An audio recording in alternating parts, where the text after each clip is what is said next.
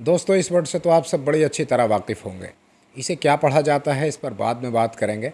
मुझे उम्मीद है कि इसके साउंड को लेकर भी बहुत सारे लोगों में कन्फ्यूजन होगा। बहरहाल इस वर्ड से आप अच्छी तरह वाकिफ़ होंगे। आम तौर पर ये उस यूनिवर्सिटी के लिए, उस कॉलेज के लिए या उस स्कूल के लिए इस्तेमाल किया जाता है जहाँ से किसी ने अपनी ग्रेजुएशन पूरी की हो, उसके लिए ये लफ्ज़ इस्तेमाल किया जाता है। हो सकता है कि बहुत सारे लोग इसे एल्मा मैटर या कुछ और पढ़ते हों।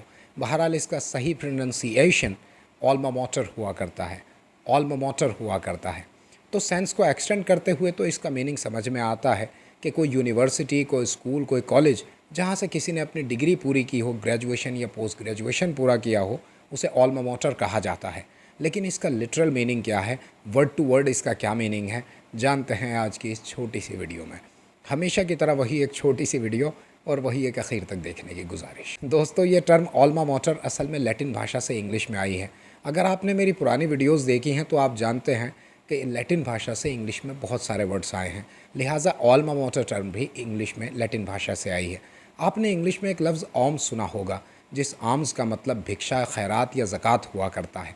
बस ऑम्स से ही ऑल्मा बना है, जिसका मतलब होता है मदद करने वाला। यूँ समझिए जैसे कि जेनरस, जैसे कि बेनिवोलेंट, जैसा कि सखी, जैसा कि दानशील। इन माना में ऑल्मा इस्तेमाल हुआ करता है। और मोटर ऑफ कोर्स मदर हुआ करता है। आपने इंग्लिश में लफ्ज़ मैटरनिटी और मैटरनल ज़रूर सुने होंगे, बस ये इसी लैटिन भाषा के मोटर से बने हैं। मोटर का मतलब इंग्लिश लैटिन भाषा में मदर हुआ करता है।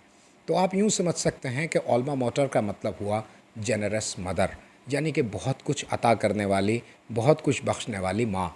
अब ये उस यूनिवर्सिटी, स्कूल या कॉलेज को क्यों कहा जाता है जहाँ से किसी इंसान ने अपनी डिग्री पूरी की हो, तो ये सेंस आप बखूबी समझ रहे होंगे कि ऐसा क्यों कहा जाता है। जाहिर सी बात है, जिस यूनिवर्सिटी से मैंने अपना मास्टर्स किया है वो मेरे लिए जेनरस रही है, वो मेरे लिए बेनिवोलेंट रही है और बेशक उसका दर्जा मेरे लिए माँ समान ही है। लिहाजा मैं उस यूनिवर्सिटी को, जिसने मुझे तालीम दी है, जिसने मुझे सिखाया है, जिसने मुझे ज्ञान दिया है, मैं उसे ऑल्मा मैटर यानी कि जेनरस मदर कहता हूँ। तो इस तरह से ये ऑल्मा मैटर टर्म इंग्लिश में आई और ये इसका असल मीनिंग है। मुझे उम्मीद है आप ये सब समझ गए होंगे। अगर फिर भी कोई कसक बाकी है तो कमेंट बॉक्स का दरवाज़ा हमेशा की तरह आपके लिए खुला है।